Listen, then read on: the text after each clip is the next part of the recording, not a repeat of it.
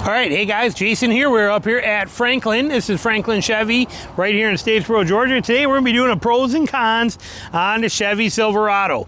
Okay, I'm stockpiling a few of these. I got my, if you follow my channel a lot, you know I have my annual hunting trip where I leave for a month straight of hunting and hit 6 different states in the Midwest, gone nonstop. All of my wife's family, her brothers, her sisters, all their family, everybody comes down and stays here with her. And so they do their own thing while I'm gone, and I get to go hunt for a month. So, and I'm stockpiling some of these videos because I have to make 55 videos for this channel for the time I am gone to be able to kind of hold the balance of what I'm looking for. So a lot of these are stockpiling for that. We are going to be talking about the Silverado. Okay, what makes the pros and cons of the Chevy Silverado? 2026 is here. We have seen it. I don't know if this is a 2026 right here, but we got a mixture of 25s and 26s on a lot. That's a 25, but what do we see here? Because there's no change. There's nothing different in the 2026. So, and again, we'll see some. They're on here. We got a ton of Silverados, and we even have a ZR2 sitting over there, top dog, we'll talk about. But let's start on the lower side. Okay, let's take a look at the low stuff right here, your basic. Okay, you got basic simple right here, and then you can get up to a Z71 right here and kick in the Trail Boss option on there too, right here, and have that feature. We'll talk about some of this stuff, but there is a lot that the Silverado offers that other trucks don't quite offer. So let's dive into that. First, the Pro. Chevy gives you in the non-Z71 and the non-Trail Boss edition, they give you the option of having a single speed transfer case. Many people put that in the con side. It is in the pro side, but it is a con because if you don't know that Chevy does that, then you just see that 4x4 sticker on the side and you're gonna buy this and it's a good deal. You're all excited. You may not realize that this particular truck right here does not have a 2-speed transfer case, therefore it does not have 4 low. That is one thing you have to understand. Now you can get it, they might have optioned it. If they put it on there, it'll say on a window sticker, and it's like $200 to add the 2-speed transfer case, but most of these ones do not. You can look and see if they put it on there, if you can see through the glare. But look at $51,000 price on there. That's what you're seeing at, $51,000 window sticker. But you can get them from base. You can get them with that single speed transfer case if you want it. And for people that never use 4 low, it's a better deal for them. I like that. Chevy's the only one that offers that. Some people think of it as a con. I think of it as a great thing. If you don't need 4 high, then you're 4 low, then you don't need 4 low. So, and why deal with it? So that's my opinion there. And again, these are all based on my opinion. So, but that is one very nice feature. Next feature on there is the motors that we have, the engines. Yes, you guys know, I love the Turbo Max. The Turbo Max is an amazing engine. Straight up love the 2.7. Yes, it's the same one in Colorado. You know this truck only weighs 400 pounds more in the Colorado anyway? Okay, but people are like, it's perfect for a mid-size, but not for a full-size. It does everything it needs to just fine. But if you don't like it, that's okay, because they give you a 5.3 V8, they give you a 6.2-liter V8, and they give you a 3-liter diesel Duramax option in the 1500 series. That is 4 motors to cover any possible thing you need. Here, right here, is the Duramax right there. See, that one says Duramax. This one right here says Turbo Max. Okay, so you can see you can get all the different options in here, and then you got 5.3s, and then you got the 6.2s. We'll have the 6.2 on them. They give you got options with these things. So there's a lot of options for you in the motor department. So we love that feature. Next thing we got to understand is the pro on the pro side to it is the beds. Okay, I've talked about this, done this in many videos. We're not going to stay on it for long, but the bed systems. The multi-function tailgate's great, but the bed steps that you get on them are phenomenal. You get awesome bed steps, and you get tie downs in all the corners on three tie downs in every single corner. They're very generous in the Silverado series with the bed lights, where they are not so generous in the Colorado with them. But in the Silverado, you get very good layout here, and you do get the bed lights, very, very common. And pretty much every single one of them I see has got bed lights and power in them. They do it very, very well. Nobody does a better bed layout than what GM does. So that is a fantastic thing. So we like that option on there that they're giving you there. Price is another one. It is in the pro side. GM, the Silverado, is a very affordably priced truck. Okay, now the window sticker might kind of get you off guard a little bit, but again, remember, they have so many different options. Heck, look at just the grills. Look at the different options in the grills that we have there between that first white one, the second white one, this one, all the way down. I mean, they got so many different trim levels. They got so many different options. And their prices are very, very good.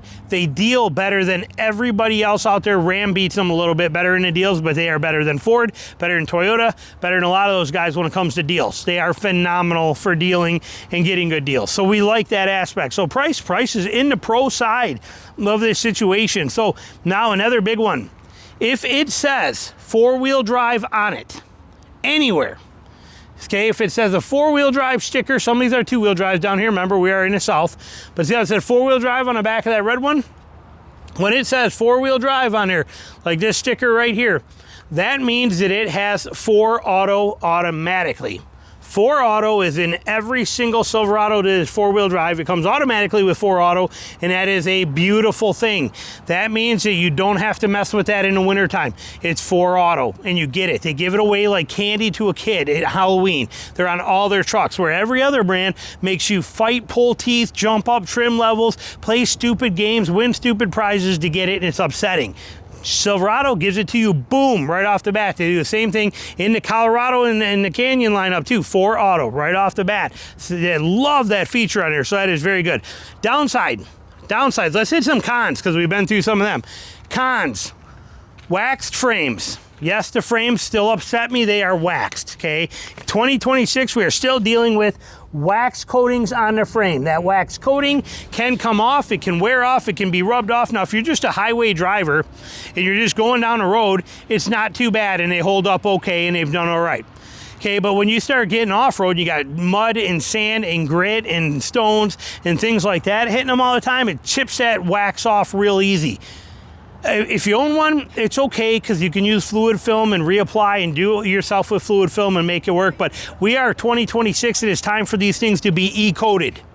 Everybody's using e-coating. They need to be e-coated and painted frames, not waxed anymore with this wax thing. So to me, that's personally a con.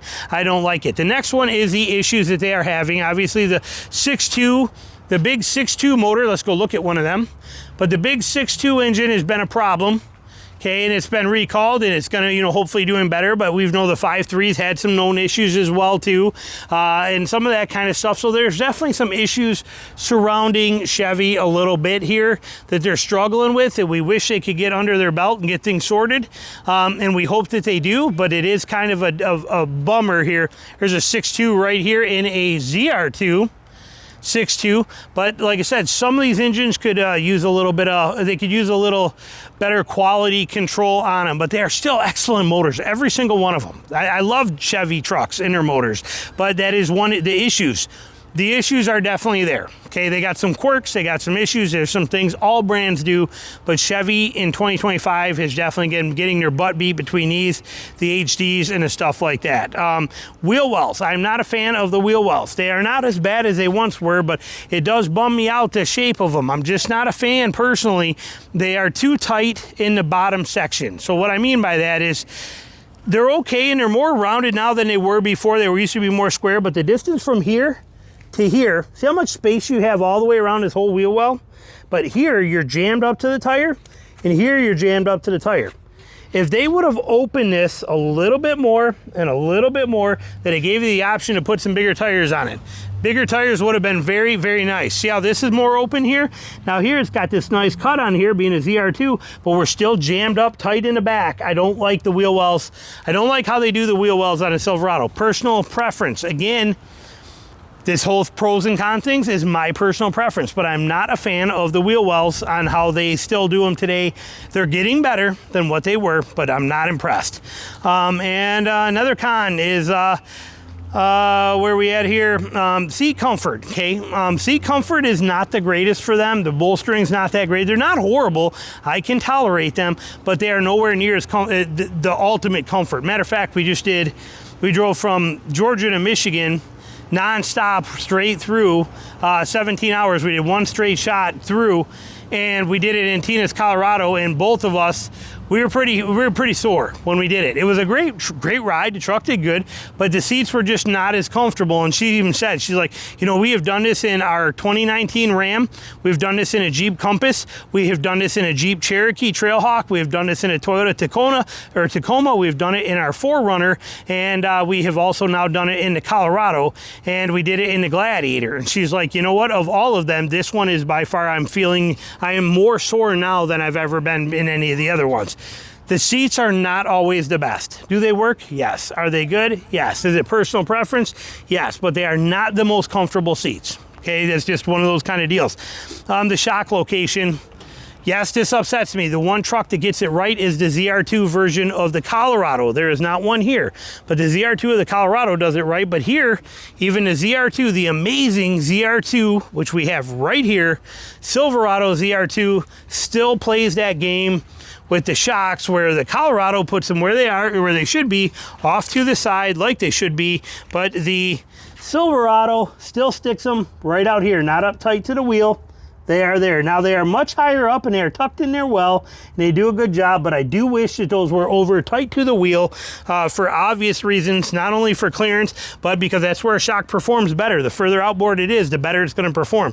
But I do like the way they do this on here, and they got the Multimatics. Just wish they were a lot tighter that to the wheel in there, is my opinion on here. But then that brings us to this truck here as a pro. Okay, this is the ZR2. This is a beast of a machine right here. With those Multimatic DSSV shocks, these things are incredible. But this is the only full-size truck made today from any manufacturer that has front and rear lockers. Only full-size truck made today that does it. This truck is an absolute beast of a machine right there, no doubt about it. And they give it to you. Now on the con side, standard GM hood, standard Chevy hood. This fancy hood that you get like on the Colorado ZR2, you get it on the ZR2 version of this. Look at the height. Look at where the windshield wipers are from this view. Look at the wipers. Look at here. Okay, look at how much more this massive bulge is. It is upsetting. I do not like this. This whole thing is cool looking on the outside, but it is oh, huge visibility kicker. I don't like it as much. I'd prefer this simpler hood than that trying to make it look tough on the outside. I get it, and it does look tough, don't get me wrong, but it is a view, it's a view suck. It takes away your view. I'm not a fan of that, and they're not the only ones that do that. Ram does it. We see it more and more, so it's one of those kind of deals. The interior is a pro. They still give you the bench seat option, and you can get it in a custom, you can get it in a Trail Boss based on a custom. You get a lot of great features, but I love the bench seat system. Let me see if I can find you one in here somewhere. But they give you that bench seat option in the front, and it is phenomenal. See, here's full buckets. Nope, here it is, there it is. So right here, that bench seat, like in my Power Wagon, will fold up. That center console folds up, and it seats 3 people in the front, 3 in the back, making it a 6-seater. Love that they offer that. Okay, Toyota does not offer that, and Ford only offers it, I think, in the XL. I don't think they'll even do it. Maybe in the STX2. Ram offers it in a Tradesman, and I think it's optional in a Bighorn, but I love that configuration more than anything, and Chevy gives it to you. And Chevy will also let you take it with a Trail Boss package, which means you get the lift, you get the capability, just like how Ram will let you have the Tradesman Warlock, which gives you those features as well too. So very well done there, and we like that. Now that brings us to the Trail Boss. The Trail Boss is an incredible package. This is a Trail Boss right here. Okay, look at the difference. Trail Boss, first standard, okay, right there. You can see it's very nice. You get a little lift right from the factory. You do get that stupid hood thing. Again, I know everybody loves it. I'm not taking anything away from you. I understand that, but functionally, this is a miss. Functionally, it is a miss. Whether cosmetically, it's a pro. Functionally, it is a con. Understand that. But you get this package right here. You can even get it with the Turbo Max. This has got a 2.7 liter 4-cylinder turbo in this thing. Love it. I would buy it exactly like this. I would buy this all day long. And you get all these extra options with that. You get the lift from the factory. You get the G80 rear. Only $55,000 here. 51 plus these options they got on there with the steps and these extras. But you know, $50,000 to be in one of these trucks. They do it very very well. Love the Trail Boss package. I love the Trail Boss package in the Colorado. I love it in the Silverado, and I love it in the Silverado HD. Love the Trail Boss package on every level in every brand. They do a good job at it. Now another downside though is that the front ends are pretty big. Okay, they are doing better when you're in a standard one, but when you start getting into these and you start kicking those hoods in, again, visibility gets tough. This is a big front end. This front end feels massive when you start getting into them. So GMCs are even worse, but like I said, you definitely feel the front end of these things. You notice they're there. So that's kind of one con on there a little bit.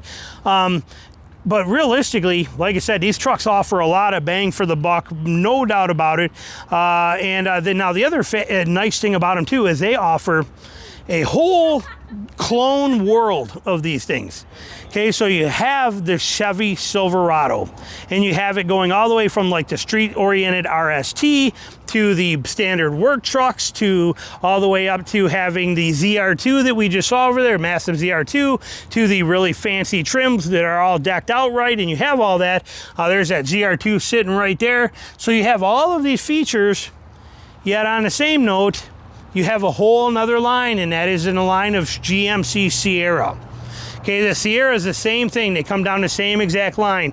And you have everything from elevations to Denali's. You have all of these. So when you combine the two with the Silverado and with the Sierra, you get every level, still Turbo Max all the way up to 6.2, same exact engine options, same kind of thing. You get all of these same options in these trucks. But these are more, you know, again, as I've said before, Silverado is jeans and t-shirt. GMC Sierra is tuxedo and ready for a night out on a town. These are just much more classier, more featured packed versions, but they are the same exact truck. Every single combination in a Silverado or a Sierra is available some way, somehow, some kind of thing. Long beds, check. Short beds, check. Crew cab, check. Half cabs, check. Single cabs, check. You name it, they have it. Two-wheel drive, check. Four-wheel drive, check. They got it all. There's always an option there for you somehow from Chevy, from GMC in some form or another. So that kind of wraps up the pros and cons. Really, there's not a lot of negativity that you can say about these trucks. And even the little quirks that you deal with are made up for by the pros. The price, like I said, phenomenal. And GM understands people have different tastes. Like right here, I hate this exhaust.